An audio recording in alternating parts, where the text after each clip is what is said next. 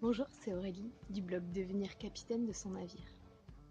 Une petite vidéo aujourd'hui parce que c'est le jour 100 de mon défi des 100 jours. Alors je ne sais pas si vous connaissez le défi des 100 jours et tout ce que propose Lilou Massé.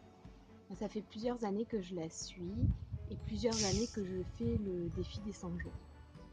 Cette fois-ci j'ai fait le défi des 100 jours mission de vie parce que c'est forcément un thème qui me parle énormément. Je m'étais questionnée au début à savoir si je le faisais, si j'avais encore quelque chose à travailler finalement sur ce sujet. Et je pense qu'on a toujours quelque chose à travailler, à aller plus loin, à continuer, à voir avec d'autres exercices. J'ai eu la chance de le partager avec une amie et ça a rendu le défi encore plus fort.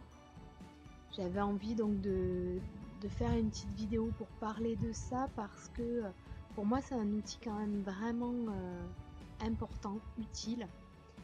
C'est ce qui a changé, qui m'a permis de passer des stages de développement personnel, des lectures de développement personnel, à le mettre au quotidien en fait, à changer des choses au quotidien, un petit acte par jour.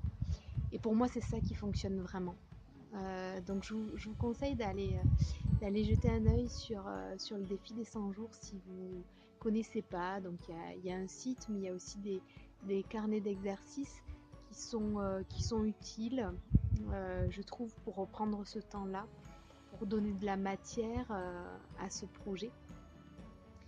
Et ce qui est ressorti de mon défi, je pense que c'est notamment cette transmission, ce partage. Et si la chaîne YouTube s'est créée pendant le défi, c'est pas pour rien. C'est que je ressens bien qu'il y a dans ma mission de vie cette question de la transmission et qu'elle passe pas que par la formation. J'ai envie qu'elle passe par plein d'autres moyens pour toucher peut-être un public que je n'aurais jamais en formation. Donc travailler aussi des vidéos courtes, des formations en présentiel, des formations en ligne, des ateliers, des articles, voilà, varier les supports pour partager moi mes déclics, mes prises de conscience et si ça peut, ou mes astuces, mes outils, si ça peut aider des personnes. Et c'est vrai que ces dernières semaines, il y a aussi tout le volant de l'écologie. Ça a toujours été présent en moi.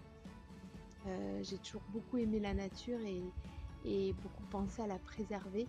Mais malgré tout, je me suis laissée aussi emmener par des habitudes de facilité et j'ai envie de régulièrement, en fait, je reprends de meilleures habitudes, de moins de consommation, de faire attention à la production de déchets et d'essayer de mettre en place de nouvelles habitudes.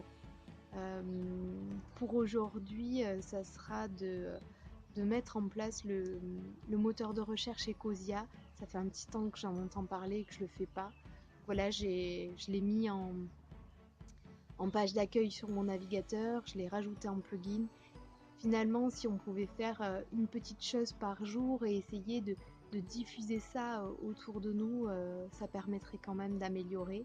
Et pour moi, c'est aussi ça, devenir capitaine, c'est faire des choix, les appliquer, ne pas contenter de s'angoisser pour le futur ou de râler contre ce qui n'est pas fait, mais de faire des petits actes au quotidien.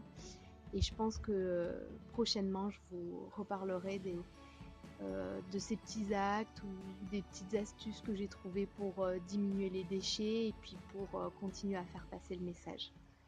Je vous souhaite une très bonne journée. À bientôt.